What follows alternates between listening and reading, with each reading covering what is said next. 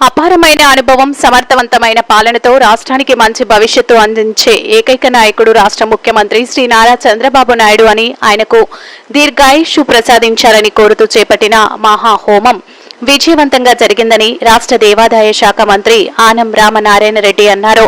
నెల్లూరు జిల్లా ఆత్మకూరు పట్టణంలో ముఖ్యమంత్రి చంద్రబాబు నాయుడు 75వ జతిన వేడుకలను అంగరంగ వైభవంగా నిర్వహించారు. ఈ కార్యక్రమానికి హాజరైన సుమారు 8,000 మంది పేదలకు వస్త్రాలు పంపిణీ చేశామని, ప్రతి ఒక్కరికి తిరుమల శ్రీ వెంకటేశ్వర స్వామి ప్రసాదమైన లడ్డూను అందించే అరుదైన కార్యక్రమాన్ని కూడా చేపట్టినట్టు చెప్పారు.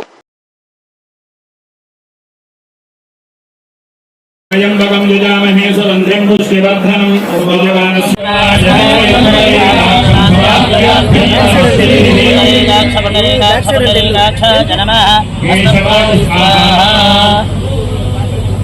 ఓం నారాయణాయ స్వాహా మాధవాయ స్వాహా గోపాయ నమః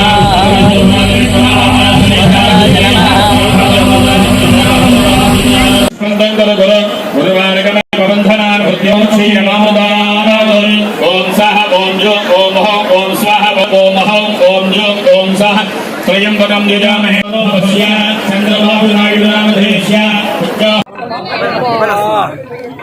మీరు ఒక్కరో వెనక్కి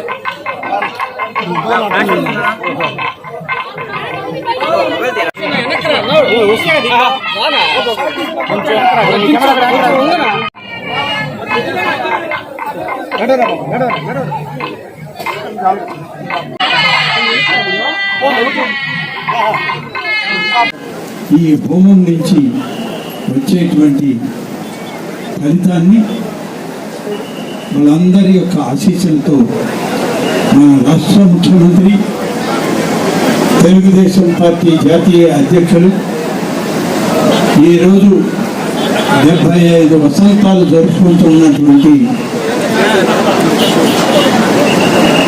జాతీయ నాయకుడు శ్రీ నారా చంద్రబాబు నాయుడు గారిని ఆశీర్వదించడానికి అన్ని ప్రాంతాల నుంచి ఇక్కడికి వచ్చి ఈ యొక్క హోమం ద్వారా హోమ ఫలితాన్ని ఆయనకు అందిస్తూ ఉన్నారు.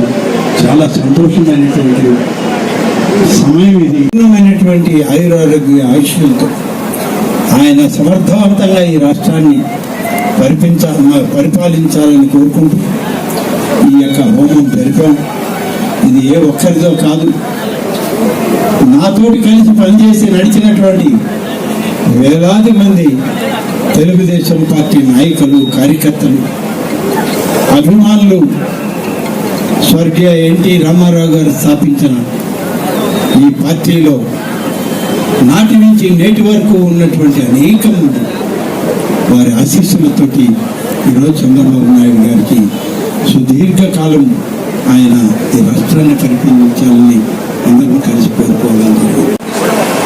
ఆంధ్రప్రదేశ్ రాష్ట్ర ప్రజానీకానికి, ప్రపంచంలో ఎక్కడున్న తెలుగు ప్రజలకి ఆయన యొక్క సేవలు వినియోగించాలని, అంతటి శక్తిని ఆయన ప్రసాదించాలని ఇవాళ మనం తలపెట్టినటువంటి ఈ కార్యక్రమం అనేక వేల మంది ఇక్కడికి వచ్చి వారి యొక్క ఆశీస్సులతోటి దైవ ఆశీస్సుల్ని కూడా ఆయనకి, మన నాయకుడికి అందించే క్రమం ఈనాడు మనం చేసుకోవడం జరిగింది.